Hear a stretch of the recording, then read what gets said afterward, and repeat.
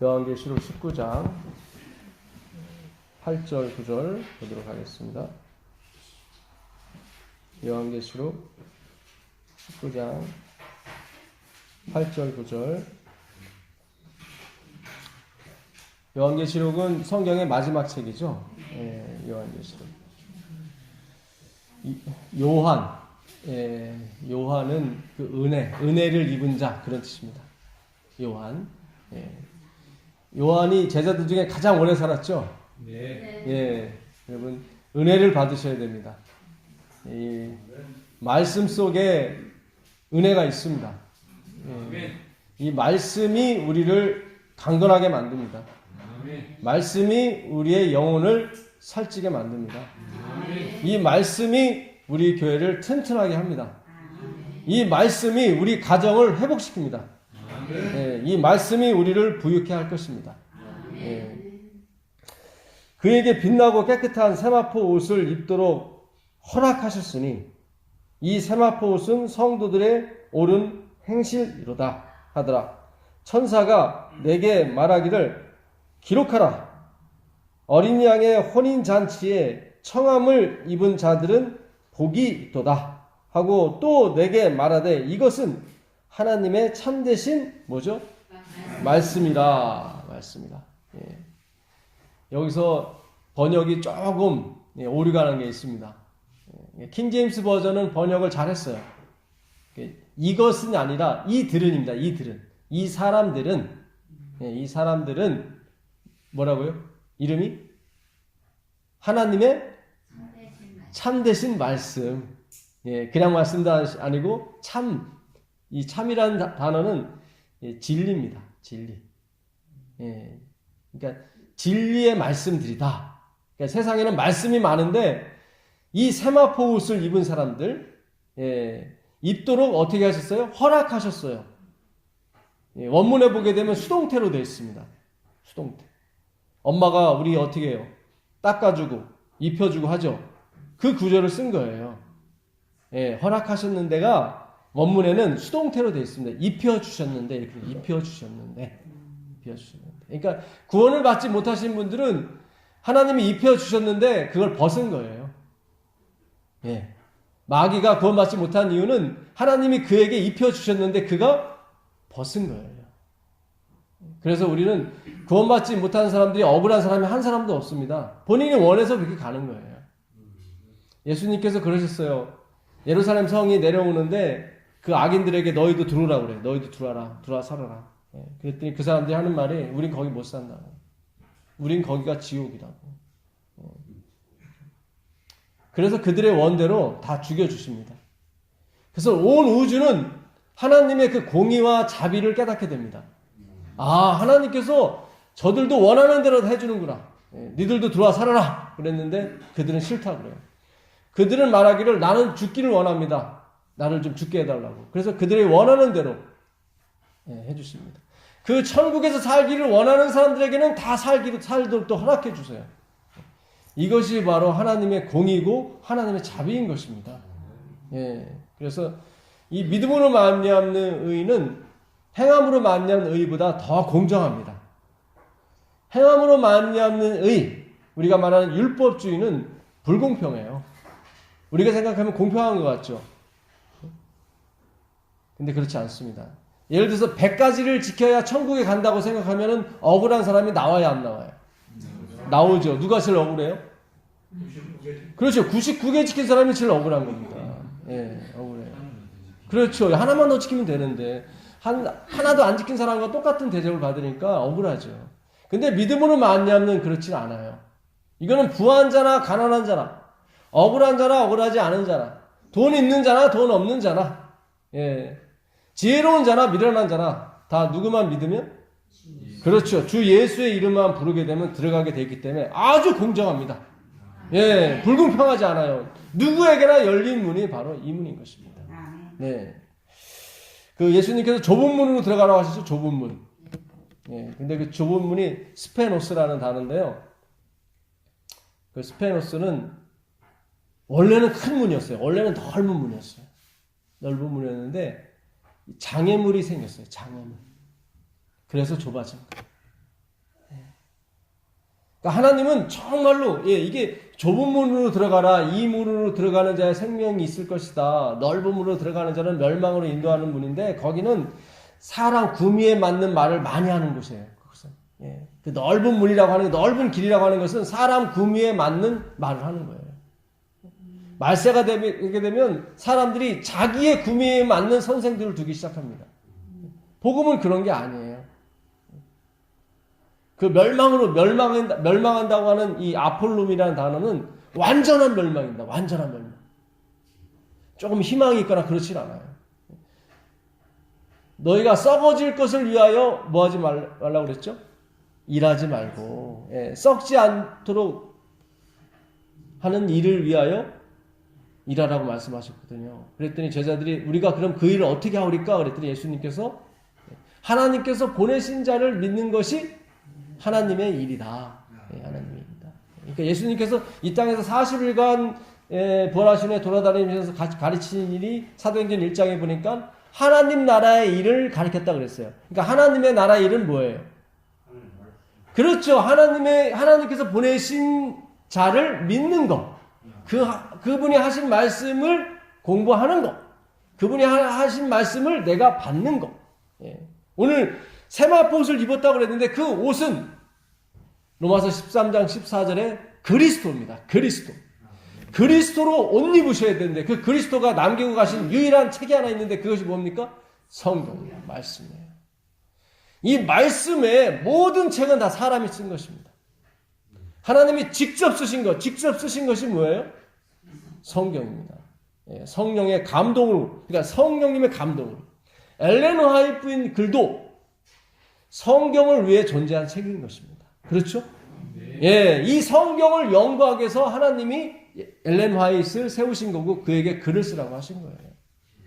엘렌 화이트의 글의 90%가 대부분 다 발췌한 겁니다. 발췌가 뭐죠? 이미 다른 사람이 썼는데 이 글이 맞다. 그래서 이렇게 옮겨다 적은 거예요. 그러니까 이 성경을 우리가 파야 되는 것입니다. 여러분 성경 안에 여러분의 건강이 있고 생명이 있습니다. 이스라엘 백성이 유월절을 나올 때 시편 103편 30몇 절에 37절에는 그 중에 단 한 사람도 비틀거리는 사람이 있었다 없었다? 없었다. 그들이 어디를 통과했기 때문에. 유월절 어린 양의 문을 통과했기 때문에 그 중에 한 사람도 비틀거리는 사람이 있었다 없었다? 없었다. 그들의 양손에는 뭐가 있었어요? 은과 금이 풍부했으며 그 중에 어떤 사람도 약한 사람이 없었다. 이렇게 되어 있습니다. 여러분 예수님의 그 보혈의 공로를 지나가셔야 돼요. 그래야 여러분의 진정한 건강을 차지할 수 있어요. 우리가 이 땅에 사는 거 80년, 100년 살아봤자 뭐예요? 다 일장 충목입니다. 저도 이제 50줄에 들어갔는데 4박 5일을 산 것 같아요. 4박 5일. 여기 나이 제일 많으신 장로님이 이제 80 넘으셨죠. 제가 뭐 드릴 말씀은 아닌 것 같은데 아직 안 살아봤으니까요. 아마 장로님들도 그러실 거예요. 내가 엊그전에는 정말 저 뒤에 있는 청년처럼 이렇게 다 올백하고 다녔었는데 어느새 내가 이렇게 머리가 하얗게 됐나. 옛날 생각 나시죠? 웃으시는 거 보면 분명히 생각나실 거예요. 그러니까 저도 엊그제가 제가 청춘, 28 청춘이었는데 어떻게든 이렇게 흰머리가 나오기 시작했는지 모르겠습니다. 이 땅에서 아무리 오래 살아도요, 다 아쉬움이 남게 돼 있습니다. 왜요? 끝이니까. 끝이니까. 저희 외할머니가 80 가까이 돼서 돌아가셨는데 몸이 약하셨어요. 자녀들이 계속 막 한약 같은 거 날라다 주고 막 그랬습니다. 저 이모들이, 잘 사는 이모들이 좀 많으셨거든요. 엄마, 딸을 낳으셔야 돼요. 저희 아들들은 다 할머니 돌 가져갔는데 딸들만이 다 가서 뭐 챙겨주고 그러시더라고요. 근데 할머니가 계속 몸이 안 좋으시니까 또 나이도 많이 드셨으니까 돌아가신 지 15년 되셨거든요. 그때만 해도 80줄 가까이 되면 오래 사시는 거죠. 그러니까 할머니가 아이고 죽어야지 이러시면서도 그 자녀들이 그 가져오신 그 보약을 막 드시더라고. 그 드시면서도 아유 죽어야 되는데 그러니까 이게 죽고 싶다는 얘기예요? 살고 싶다는 얘기예요? 살고 싶다는 얘기예요. 예, 그러니까 우리가 그걸 고지고대로 들으시면 안 돼요. 예, 그러니까 본인이 죽어야 되는데 하는 것은 자식들한테 민폐 끼치지 말아야 돼야 되는데, 그리고 몸이 아프니까 힘드니까 이것보단 차라리 죽는 게 좋겠다, 이제 그런 생각 하시겠죠. 근데 사실상은 살고 싶은 것입니다. 여러분, 우리가 1억 년을 줘도요 어차피 끝이 와요. 그렇죠? 1억 년을 살아도 어차피 끝이 옵니다. 그러니까 하나님이 영생을 주신다고 하는 것은, 이건 우리가 하루살이가 내일을 이해하지 못하는 것만큼이나 우리가 이해할 수가 없는 것입니다. 근데 영생을 갖다가 우리가 이 땅에서 내 행위로 살려고 하면 안 되죠. 그렇죠? 내가 헌금을 좀 드렸다고 해서 하나님이 영생 주실 거라 하면 하나님을 모독하는 거죠. 그렇죠? 화이프는 그랬어요. 하나님이 은혜로 영생을 줄 수밖에 없는 이유는 우리가 그걸 갚을 수 있다 없다? 없기 때문에. 여러분, 갚으려고 하지 마세요. 자꾸. 우리의 본성은 자꾸 뭘 갚으려고 그래요. 우리가 사랑의 빚 외에는 지지 말라고 그랬어요. 그러면 사랑의 빚은 지라는 거예요? 지지 말라는 거예요? 지라는 거죠. 우리는 다 빚진 자예요. 빚진 자라는 뜻은 갚았다는 거예요? 못 갚았다는 거예요? 못 갚았다는 거예요. 그냥 계속 은혜를 누리고 사세요. 그리고 대신 하나님 앞에서는 제발 고개 좀 숙이세요. 내가 아무리 장관이 되고 대통령이 되고 아무리 훌륭한 사람이 될지라도 하나님 안에서는 다 뭐예요? 아무것도 아니에요. 죄인 중에 하나일 뿐입니다. 바울이 맨 처음에 선교 나갔을 때는 그가 그랬어요. 나는 사도 중에 뭐다? 아니요, 처음에 최고라고 그랬어요. 갈라디아서 1장 1절 보세요. 우리가 저는 성경을 다시 보기 운동을 펼치는 그런 캠페인자입니다. 우리가 성경을 다시 봐야 됩니다. 갈라디아서 1장 1절 보세요. 사람들에게서 난 것도 아니요 사람으로 말미암은 것도 아니요 오직 예수 그리스도와 및 죽은 자 가운데서 그리스도를 살리신 하나님 아버지로 말미암아 사도된 바울입니다. 갈라디아서가 AD 49년 정도에 쓴 책이거든요. 바울이 47살에 선교를 시작했어요. 바울이 몇 살 때 예수님을 만났냐면 바울이 AD 1년생이에요. 그러니까 그 횟수가 다 그 바울의 나이예요. 그러니까 바울이 67년에 죽었으니까 67살에 죽은 거예요. 그렇죠? 어떤 책에는 64살에 죽었다고 하는 책도 있습니다. 사실은. 정확한 기록은 없습니다. 근데 바울이 몇 살 때 그 예수님을 만났냐면 스데반이 언제 돌아가셨죠? AD 34년에 돌아가셨어요. 그 다음에 바울이 다메섹으로 또 그리스도인들을 잡으려고 가다가 예수님을 만납니다. 그러니까 바울의 나이가 몇 살이었죠? 34이었어요. 34. 많아야 35. 그런데 복음은 언제부터 전했습니까? 사도행전 11장에 보게 되면 바울이 안디옥 교회 가서 바나바하고 몇 년간 봉사해요? 1년간. 거기 보면 1년간 봉사했다고 그래요. 1년간 봉사하고 바로 바나바와 함께 1차 여행을 떠납니다. 안디옥 교회에서 선교사를 보내요. 그게 AD 47년이에요. 그러니까 34년에 예수님을 만나고 3년간 어디 갔었어요? 아라비아 사막에 가서 그가 성경을 다시 보기 시작했습니다. 바울은 가말리엘 문화였어요. 그 당시 이스라엘에게 종합대학 하나가 있었는데 그게 바로 가말리엘 문화예요. 그러니까 바울은 최고의 학부를 나온 사람이에요. 그는 바리새인이었고 히브리인 중에 히브리인이었습니다. 그러니까 다른 사람들은 자기의 어떤 먹고 살 걸 위해서 다른 민족과 피를 섞었는데 내 피에는 그런 흔적이 없다. 그래서 히브리인 중에 히브리인이라고 얘기하는 것입니다. 그럴 정도로 바울은 성경의 박사였습니다. 여러분, 우리 인생을 예수 그리스도께 맡기시고 절대로 저와 같은 사람한테 맡기시면 안 돼요. 저도 그냥 전달하는 택배기사지 그냥 메신저이지 제가 뭘 알아서 드리는 게 아니에요. 제가 어느 날 핸드폰 요금이 좀 많이 나왔길래 왜 많이 나왔을까 하고서는 물어봤더니 당신이 성경 사전 앱을 26,000원에 다운받았다는 거예요.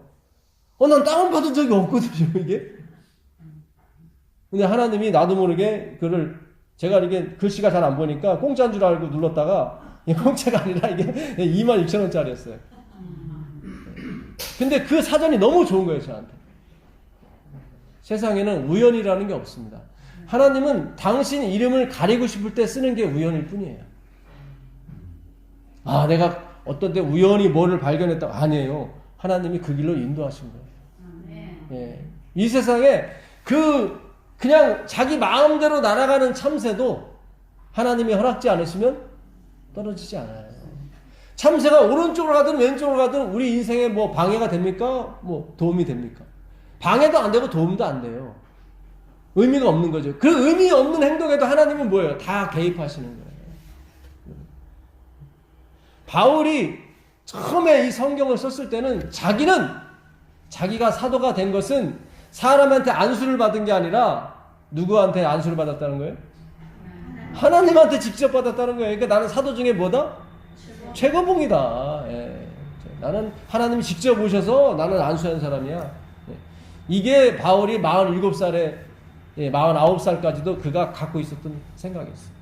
바울이 예수님 만나고 13년간 그가 무슨 공부했어요? 성경 공부 다시 했어요. 다시 했습니다. 바울이 실제적으로 여행한 기간은 10년밖에 안 돼요. 47년부터 49년까지 1차 선도여행, 50년부터 53년까지 2차, 3차가 53년부터 58년까지 5년 에베소 교회에서 3년간 있었습니다. 대부분은 다 길거리에서 헤맸어요. 그렇죠? 예? 예루살렘에서 로마까지 가는데 거진 1년 걸렸잖아요. 예. 그러니까 길바닥에서 다 소진하고 실제로 성경을 가르친 거는 5년 남짓밖에 안 돼요. 그러니까 그가 하나님을 위해서 정말로 선교 여행하는 것이 얼마 안 돼요. 근데 준비 기간은 그 박사님도 13년간이 필요했습니다. 저도 이 성경, 이 모든 성경이 다 저한테 접목되는 줄 알았어요. 그러니까 다 저한테 이 적용을 시켰어요. 우리가 성경 공부한 다음에 적용을 나한테 해보려면 안 돼요. 그거를 행위로 말미암는 이 율법주의라고 해요.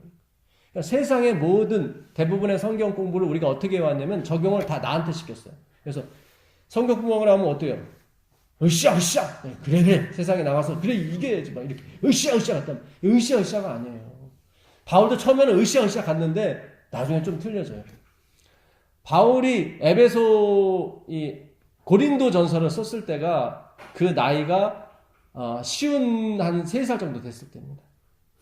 예, 그가 3차 여행 갔을 때 썼던 게 고린도 전서거든요. 그러니까 아까 그 갈라디아서는 AD 49년 예루살렘 총회에 있을 때 썼었고 한 5년 정도 지났을 때 5년이나 7년 그때 쓴 책이 고린도 전서예요. 고린도 전서 15장 9절 가보세요. 고린도 전서 15장 9절.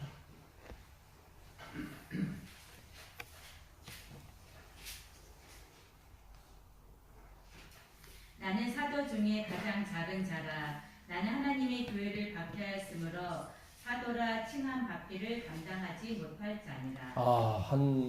바울이 한 6, 7년 지난 다음에 쓴 책이 고린도 전서인데 여기서 뭐라 그럽니까? 나는 사도 중에 지극히 작은 자다. 아까 7년 전에 뭐라 그랬어요? 나는 사도 중에 최고다. 나는 하나님한테 직접 받았어. 너는 어떻게 받았어? 저는 베드로 사도가 이렇게 안수 받았는데 웃기지 마. 나는 하나님이 직접 내려오셔서 이렇게 주셨어. 그때하고 어때요? 틀리죠? 예. 이거를 성화라고 그래요. 자기가 누군지를 점점 깨닫는 게 성화인 거예요. 옛말이 틀린 게 없어요. 변은 익을수록 고개를 숙이게 돼 있습니다. 예. 그러니까 우리가 교회에서도 이렇게 고개 막 뻣뻣이 들고 다니고, 그런 분들을 이렇게 불쌍히 여기시고, 잘해주세요. 자꾸 욕하시면 안 돼. 아직 덜 익으셨구나. 들리셨구나. 그거 막 시험에 걸려서 교회 안 나오고 그러시면 안 돼요. 아직 연글지 않았기 때문에. 예, 그러니까 바울도 13년간 성경 공부했는데도 깨닫지 못하는 거예요. 나는 최고 중에 사도다. 그런데 조금 고생하고 나니까 조금 이렇게 되는 거죠. 그 다음에 쓴 책이 7년 후에 에베소서입니다. 에베소서. 아까 옥승서진이라고 말씀하셨는데 5개서 쓴 책이 에베소서예요. 에베소 3장 8절 가보세요. 에베소 3장 8절 가보겠습니다. 너희는 그 은혜에 의하여 믿음으로 말미암아 구원을 받았으니 이것은 너희에게 난 것이 아니요 하나님의 선물이라. 에베소서 3장 8절. 모든 성도 중에 지극히 작은 자보다 더 작은 나에게 이 은혜를 주신 것은 측량할 수 없는 그리스도의 풍성함을 이방인에게 전하게 하시고. 아멘, 아멘. 자, 아까는 낮아졌긴 낮았지만 그래도 사도라고 했었죠. 근데 한 7년 정도 지나니까 이제 사도도 아니야. 평신도로 내려왔어. 그렇죠? 그러니까 모든 성도 중에 근데 아직도 이제는 자기는 거룩한 성도라는 거죠. 이제 아직도 이제는 제가 봤을 때는 좀 덜 성화됐어요. 그런데도 지금 많이 내려간 거예요. 잘 보세요. 제일 처음에는 나는 사도인데 하나님과 직접 안수받은 사도다. 그러니까 이 레벨이 좀 틀리다. 예. 그런데 참 7년 지나니까 나는 사도 중에 가장 작은 자 중에 작은 자다. 그 다음에 또 한 7년 지났어요. 그랬더니 이제는 성도, 평신도로 내려왔어. 네. 여러분, 이게 성화예요. 이게 성화. 왜 하나님이 오늘날 우리에게 이 메시지를 주냐면, 이 마지막을 살아가는 우리에게 하나님이 은혜의 말씀을 주시는 거예요. 너희는 죽지 말고 살아서 나를 보자. 그런 뜻이에요. 그런 뜻이에요. 여러분, 이 얼마나 큰 축복의 말씀입니까? 그렇지 않아요? 성화는요, 나를 점점 알아가는 것이고 하나님을 점점 알아가는 거예요. 내가 누군지를 알아가는 거예요. 내가 누군지를. 그리고 하나님이 얼마나 측량할 수 없는 분이라는 걸 알아가는 거예요. 화학부는 그랬어요. 우리가 하나님과 동행한다는 건 무슨 뜻인가? 나는 점점 작아지고 하나님은 점점 커져. 아, 그게 하나님의 계획이셨구나.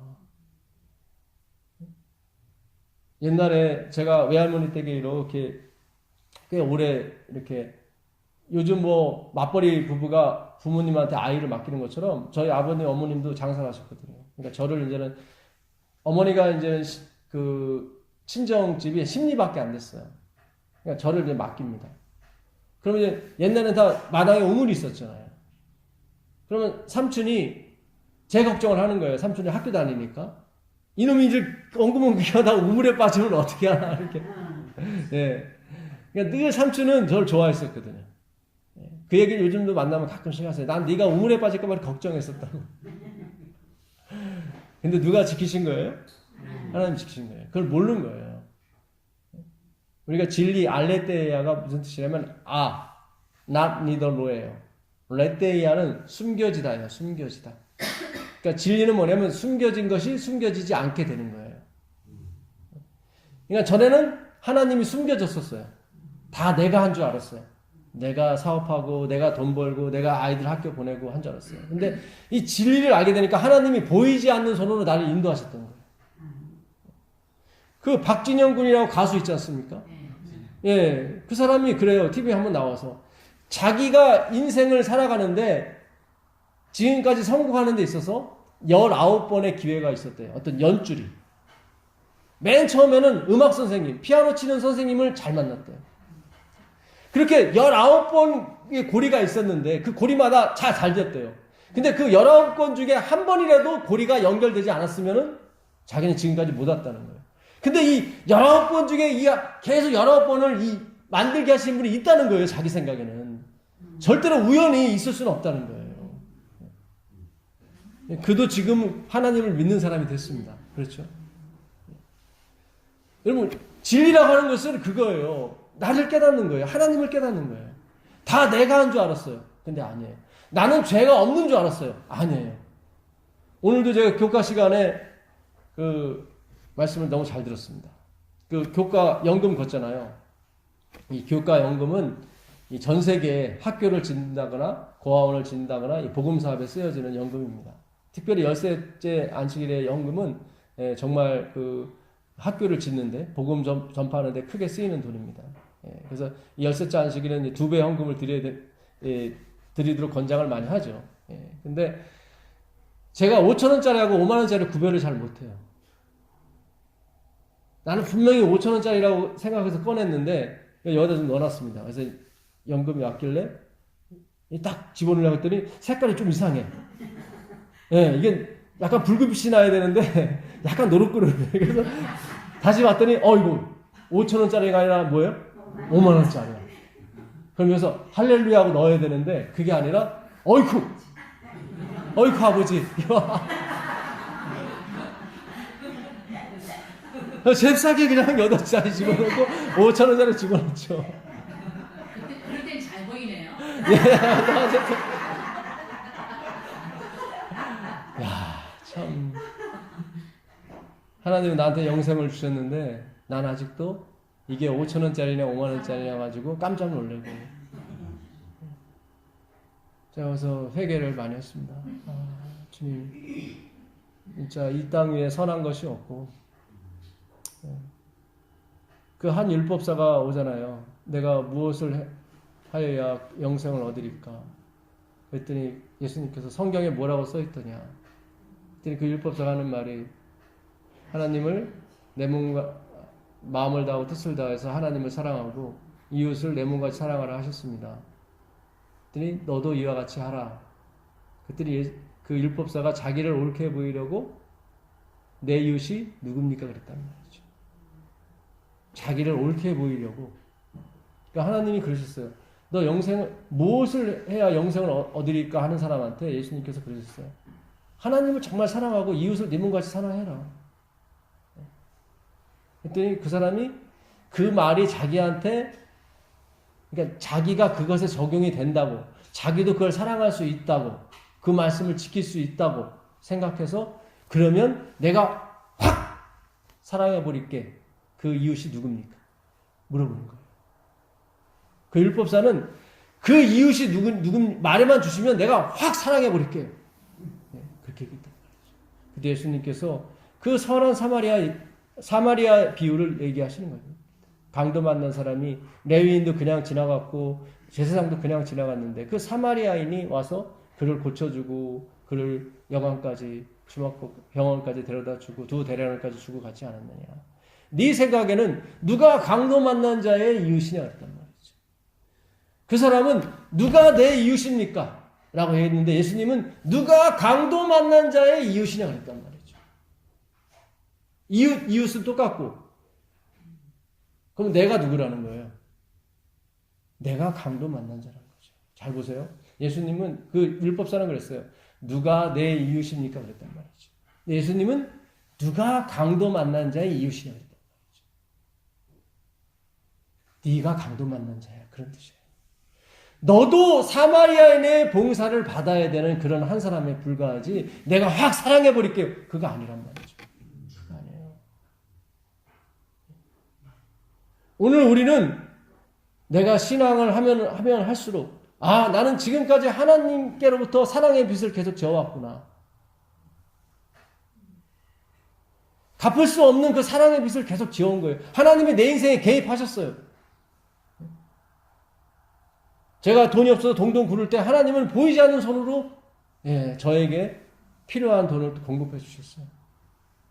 제가 몸이 아파서 절절맬 때 하나님은 이 보이지 않는 손으로 또 좋은 것을 주셔서 저를 또 회복하게 해주셨어요. 그게 알레떼야 진리예요. 진리를 알지니 진리가 너희를 자유케 할 것이다. 이 모든 짐을 내가 져야 된다고 생각했는데 그게 아니에요. 여러분 우리가 신앙을 다시 시작하셔야 돼요. 바울이 13년간을 공부를 다시 했다면 우리는 130년간을 다시 해도 될까 말까입니다. 그렇지 않습니까? 오늘 우리가 정말 성경 이 사람들은 하나님의 말씀들이에요. 그 세마포 옷을 입었다고 했을 때 그 옷은 디카이오스라고 씁니다. 디카이오스. 이것은 관계에서 나온 말이에요. 그 옳은 행실이라는 것도 디카이오스예요. 관계에서 나온 거예요. 관계. 하나님과 우리 관계가 어떻게 됐어요? 끊겼잖아요. 왜요? 루스벨이 자기도 하나님이라고 막 나와버리는 바람에 이 끊겼어요. 루스벨도 하나님이 아니라 뭐예요? 강도 만난 자. 그도 하나님의 사랑의 공급을 영원토록 받아야 할 자인데 그가 사랑을 줄 수 있다고 착각한 거예요. 그래서 관계가 끊긴 거예요. 그래서 관계의 회복이 된다는 것은 뭐예요? 주는 자에서 받는 자로 바뀌셔야 되는 거예요. 하나님은 받는 자에서 주는 자로 바뀌는 것이 관계의 회복인 거예요. 그걸 디카이오스라고 해요. 그걸 옳은 행실이라고 그러는 거예요. 우리는 자꾸 도덕적인 그런 선한 행동을 종교 생활로 착각하는 경우가 있어요. 그러니까 제가 이런 말씀 드리면 막 살아도 되겠네요. 뭐 그거 아니에요. 그거 아니에요. 예수님이 우리 안에 있는데 우린 죽었고 어떻게 막 삽니까? 그 자체가 어불성설이고 말이 되질 않습니다. 그렇잖아요. 우리는 신앙 고백을 한 거예요. 나는 그리스도 안에서 죽은 사람이란 말이에요. 죽은 사람이 뭘 해요? 우리가 율법에 대해서 죽었다고 얘기하죠. 그럼 율법이 우리를 봤을 때 우리는 죽은 자예요. 여러분 빚을 1억을 졌는데 빚진 사람이 죽어버렸어요. 그럼 받을 수 있어요? 없어요? 못 받죠. 왜요? 죽어서 아무것도 할 수 없으니까. 그렇잖아요. 죽어서 아무것도 할 수 없으니까 못 받잖아요. 우린 율법에 대해서 죽은 사람들이에요. 율법이 우리에게 요구를 한다고요. 제대로 살아라. 하나님 뜻대로 살아라. 근데 우린 죽었단 말이에요. 반응할 수가 없어요. 그러나 우리는 율법에 대해서는 죽었지만 누구에 대해서는 살았어요. 하나님에 대해서는 살았단 말이죠. 하나님은 이 일을 할 수 있단 말이지. 나는 못해도 하나님은 하셔. 그래서 우리가 하나님 안에 숨는 거예요. 엄마 아버지 뒤에 숨어버리면 아버지가 탁 나서 다 막아주잖아요. 그것처럼. 그걸 신앙이라고 하는 것이고 그렇게 영원히 살아가는 것입니다. 그걸 완전이라고 그러는 거예요. 그걸 의존적 완전이라고 그러는 거예요. 근데 루스벨이 착각한 거예요. 근데 선악과를 먹은 우리가 그 루스벨의 속성을 따라가고 있는 것입니다. 내 힘으로 율법을 지킬 수 있다. 내가 누가 이웃이에요? 내가 확 사랑해버리게. 여러분 확 사랑해버리니까 됩니까? 안 돼요. 신혼도 평균적으로 11개월 보름밖에 안 간대요. 그 깨가 쏟아지는 신혼도 11개월 보름 지나니까 서로 손 만져도 이게 뭐 돼지살인지 무슨 살인지 모르는 거예요. 그게 평균이 그렇다는 거예요. 남편 사랑하기를 그리스도를 대하듯 하고 남편은 아내 사랑하기를 그리스도께서 교회를 사랑하신 것처럼 하라. 저도 그렇게 해보려고 했는데요. 잘 안 되더라고요. 왜 근데 그런 구절을 주셨을까요? 근데 누구는 하셨어요? 그렇죠. 예수님은 진짜 당신 목숨을 바쳐서 했잖아요. 우리가 그렇게 좋아하는 사람과 결혼했는데도 사랑이 안 돼요. 잘. 점점 사랑보다는 뭐가 강해져요? 의무감이. 그렇죠. 내가 사랑해야 되는데 이렇게 부인이니까 남편이니까. 여러분 부인은 천사가 아니고 동시에 남편은 예수가 아닙니다. 그렇죠. 예. 왜 그런 구절을 주셨냐면 야 진짜 이 힘든 일을 누구는 하셨다? 하나님은 하셨구나. 그거를 경건의 연습이라고 해요. 유세베리아라고 한 단어인데 유세베리아. 예. 디모데전서 4장 8절에 나오죠. 육체의 연습은 이 생에 유익이 있지만 경건의 연습은 이 생애뿐만 아니라 내 생에도 유익이 있느니라. 그러니까 우리 경건의 연습을 성경책 들고 막 돌아다니고 그런 거 아니에요. 그런 게 아니라 이 유세베리아는 뭐냐면 리스펙이에요. 리스펙, 존경. 내가 어디 친구 동창회 갔다 왔더니 남편이 집안 청소 다 해놓고 설거지 딱 해놨어. 그럼 부인이 와서 첫 마디가 뭐예요? 이러잖아요. 예. 이거를 경건의 연습이라고 그래요. 이거를. 그러니까 하나님의 말씀을 연구하다 보면 이건 내가 한 것이 아니라 누가 하셨구나. 하나님이 하셨구나. 우리가 그런 간증을 가끔씩 하잖아요. 그렇지 않습니까? 제가 한국에서 저한테 시집 올 사람이 없었어요. 눈도 안 좋죠. 뭐 돈도 없죠. 미국 갔더니 거기 있더라고요.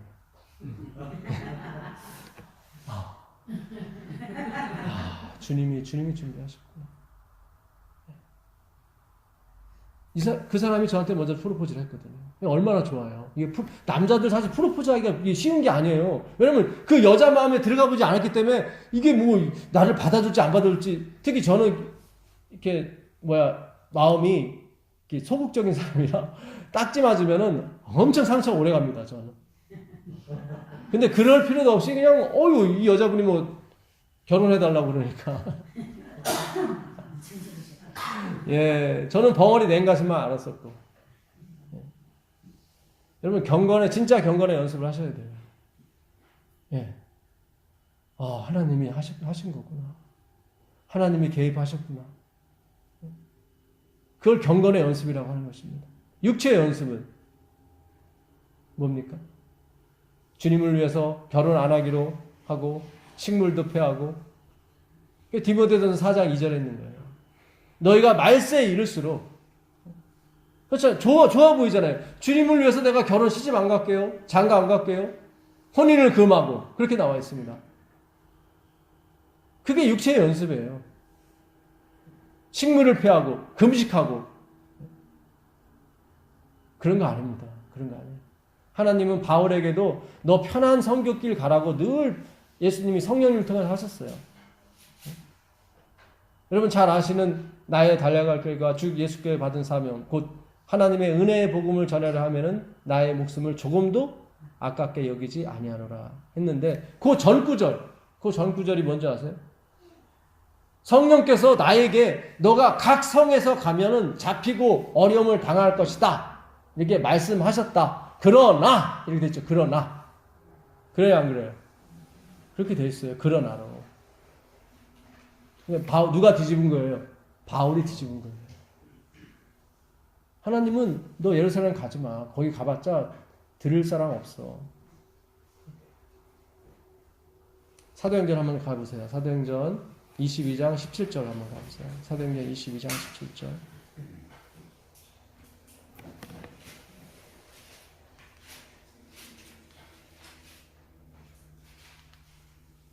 후에 내가 예루살렘으로 돌아와서 성전에서 기도할 때 황홀한 중에 계속 읽어보세요. 네. 오늘 주께서 내게 말씀하실 때 속히 예루살렘에서 나가라. 그들은 내가 내게 대하여 증언하는 말을 듣지 아니하리라 하시거늘. 그렇죠. 속히 어디서 나가라? 예수님 나가라. 네, 나가라. 너 여기서 네 마음은 안다. 네가 이 민족을 사랑하고 형제 자매를 사랑하는 걸 알지만 그들이 네 말을 듣지 않을 거야. 근데 바울이 그 말을, 나는 하나님이 그 말 했지만 그 말도 난 무시하고 당신들 앞에 왔다. 그랬더니 이 사람들이 더 화나는 거예요. 뭐라고? 더 염장을 짓는 거죠, 한마디로. 바울은 사랑해서 한 말이었어요. 하나님은 오지 말라고 했는데 나는 하나님이 너희들은 듣지 않을 거라고, 너희들은 나쁜 놈이라고 그랬는데 나는 너희들을 사랑해서 왔어. 이게 좋은 말이에요? 더 염장 지르는 말이에요. 그 다음 읽어보세요. 내가 말하기를 주님, 내가 주를 믿는 사람들을 가두고 또 각 회당에서 때리고 또 증인 스데반이 피를 흘릴 때 내가 곁에 서서, 좀 올려주세요.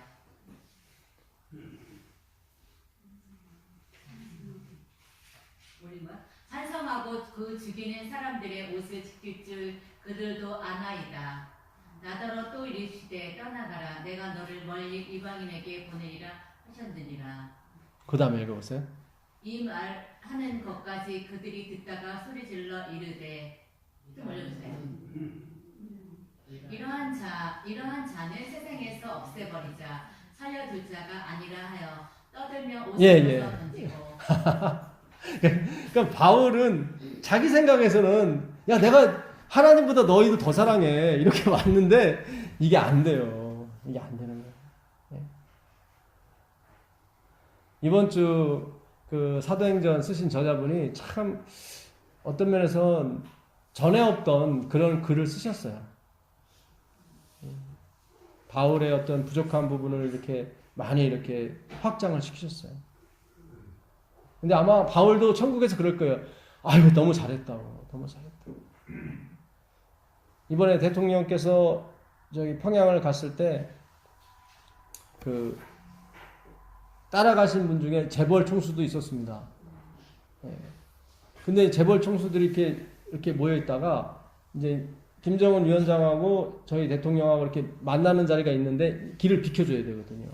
그랬더니 수행원들이 나가라고 그랬더니 그 재벌 총수들이 그냥 저 뒷문으로 그냥 재빨리 도망가더래요. 그 화면에 잡힌 거예요. 그러니까 어느 집사님이 이걸 보고 아 그렇구나. 우리의 주인이시고 우리의 생명이시고 우리의 길이시고 우리의 영원한 하나님이 되신 예수님이 이제 오실 때가 얼마 남지 않았잖아요. 그럼 나머지는 어떻게 해요? 다 도망가요. 다 죽다. 그는 흥하야겠고 나는 쇠하여야 하리라. 이게 바로 그리스도의 상황인 것입니다. 내가 뭔가를 하고 하나님께 뭔가를 바쳐서 주님 이 정도면 됐죠? 그런 거 아닙니다. 그런 거 아니에요. 바울은 그렇게 살았어요. 아니에요. 사랑에 비친 자 되세요. 계속 예수님의 사랑 받으세요. 계속 받으세요. 나중에 너무 많이 받아서 주님 정말 왜 이렇게 저한테 이렇게 많이 주시냐고. 내가 주님께 드릴 것이 없습니다. 내가 드릴 수 있는 것은 주님이 주신 거 그거 다시 드리는 것 뿐입니다. 이렇게 다윗의 그 고백이 여러분의 고백과 제 고백이 되길 간절히 바랍니다. 예, 그것뿐이에요. 그것뿐이에요. 예. 이제 예수님이 이제 오셔요. 이제 그분만이 드러나시고 그분만이 영광과 존경을 받으시는 시대가 왔습니다. 예. 이제 우리의 이름과 우리의 영광, 우리가 뭘 많이 배웠고 뭘 성경을 잘 가르치고 이거 다 소용없어요. 소용없어요. 오직 말씀의 주체이신 그분이 오시는 거예요. 디모데전서 1장 15절 가보겠습니다. 디모데전서 1장 15절은 디모데전서는 아까 말씀하신 대로 바울이 바로 죽기 전에 쓰신 책입니다. 디모데전서 1장 15절. 믿보다 모든 사람이 받을 만한 이 말이여 그리스도 예수께서 죄인을 구원하시려고 세상에 임하셨다 하였도다. 죄인 중에 내가 계십니다. 아멘. 바울은 자기가 죽기 전에 그걸 깨달았어요. 아, 나는 죄인 중에 뭐다? 예수다. 여러분 루스벨도 죄인입니까? 죄인이죠. 근데 자기는 루스벨보다 더 큰 죄인이에요. 아, 참. 이 바울이라는, 이 파울로라는 뜻이 무슨 뜻이냐면요. 아까 우리 성경 봉독할 때 요한복음 5장 29절 그 읽으셨죠. 선한 일을 행하는 자는 생명의 부활로, 악한 일을 행하는 자는 심판의 부활로 나오리라고 했거든요. 그 악한 일이 바울이에요. 바울의 이름이 그 악한 일이에요. 악하다. 이삭 아시죠? 아브라함의 아들 이삭. 이삭이 뜻이 뭐예요? 웃음이죠? 아니에요. 비웃음이에요. 사라가 하나님이 오셔서 너 내년 이맘때 아들이 있을 것이다. 그랬더니 90된 사라가 웃었어요. 스마일이 아니라 무슨 웃음? 비웃음. 그러니까 자기 아들 이름을 비웃음으로 지을 사람이 누가 있어요? 근데 하나님이 그렇게 지으라고 그랬어요. 그건 뭐예요? 나는 쇠해야 할 사람이고 오직 이 아들을 주신 분은 누구예요? 하나님이시다. 나는 믿지 않았다. 나는 비웃었었다. 그러나 하나님은 나에게 주셨다. 이게 아브라함의 간증인 것입니다. 예. 거역할 수 없는 하나님의 사랑, 밀고 들어오시고 밀고 나가시는 예수 그리스도의 은혜. 그것 때문에 우리가 이곳에서 예배드리고 살고 있는 것입니다. 오늘도 나는 5만 원짜리를 드리면서도 아이쿠 드리면 안 되는데 그런 자신을 보고 갑니다. 그러나 우리 예수님께서 빙긋이 웃으면서 그 자기를 부인했던 베드로에게 웃음을 보이셨죠. 그래 됐어. 이제 네 자신을 아는 거야. 그게 너야. 바울의 마지막도 예수님이 그러신 거예요. 웃으시면서 그래. 넌 바울이고 넌 죄인 중에 괴수다.